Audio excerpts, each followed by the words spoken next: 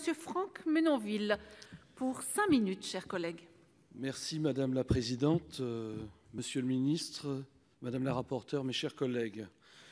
Le projet de loi que nous examinons donc, et pour lequel un texte équilibré a été trouvé, répond aux circonstances particulières que notre pays traverse. Tout comme le reste de l'Europe, nous entrons dans une crise sans précédent depuis la Seconde Guerre mondiale. Les mois qui arrivent seront décisifs et nous devons donc préparer l'avenir avec des mesures de souplesse. Le texte final a largement repris les dispositions proposées par le Sénat. Ainsi, en réduisant le nombre d'habilitations à légiférer par ordonnance de 40 à 10, le Parlement s'inscrit pleinement dans une logique claire de s'assurer de la prérogative législative et de laisser toute sa place au débat parlementaire. Le gouvernement sera toutefois habilité à légiférer par ordonnance sur des sujets fondamentaux. L'un d'entre eux revêt donc un caractère particulier car il touche la question du Brexit, sujet d'actualité s'inscrivant dans la durée.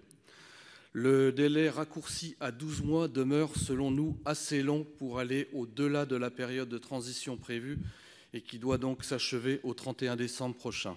Cette période peut, s'il est nécessaire, être allongée. Ainsi, la question pourra être de nouveau traitée prochainement. La crise que nous traversons a fragilisé notre économie, qui redémarre lentement depuis le 11 mai, mais surtout depuis l'entrée dans cette deuxième phase de déconfinement. Il est donc important de soutenir les entreprises et leurs employés.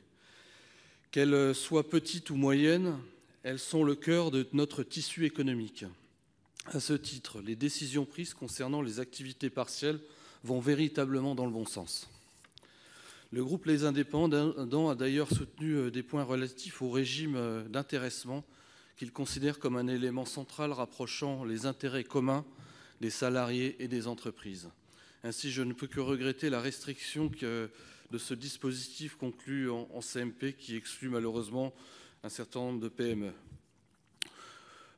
Un autre point résultant donc de la CMP, l'extension du champ du rapport que le gouvernement remettra au Parlement concernant les mesures relatives à l'allocation chômage des intermittents du spectacle, les travailleurs indépendants et travailleurs à la mission. Il est en effet très important de bien prendre en compte toutes ces situations spécifiques.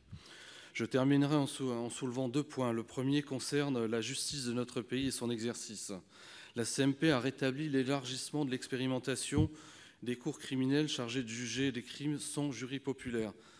Mais en concentrant sur 18 départements au lieu de 30, c'est évidemment un équilibre de compromis. Mais malgré tout, nous déplorons ce choix qui, dans le contexte actuel où notre justice est sollicitée et fragilisée, ne semble ni répondre à l'urgence, ni faciliter son action et son bon fonctionnement. Le deuxième point concerne un point de satisfaction concernant les ajustements retenus donc, dans le cadre de la loi Egalim. Je me réjouis que la CMP ait conservé la possibilité de déroger à l'encadrement des promotions en volume. Cela est vital pour des filières agricoles qui présentent un caractère saisonnier marqué. L'urgence de la situation imposait un débat constructif au sein de nos 2 assemblées. Ils ont pris toutes leurs responsabilités pour aboutir à cette CMP conclusive. Les 2 chambres travaillant en complémentarité ont démontré une fois de plus l'efficacité du bicamérisme, comme l'a rappelé le président Requier il y a quelques instants. Par conséquent, le groupe Les Indépendants votera ce texte et je dirai un mot de conclusion en félicitant nos 3 rapporteurs. Merci, monsieur le sénateur.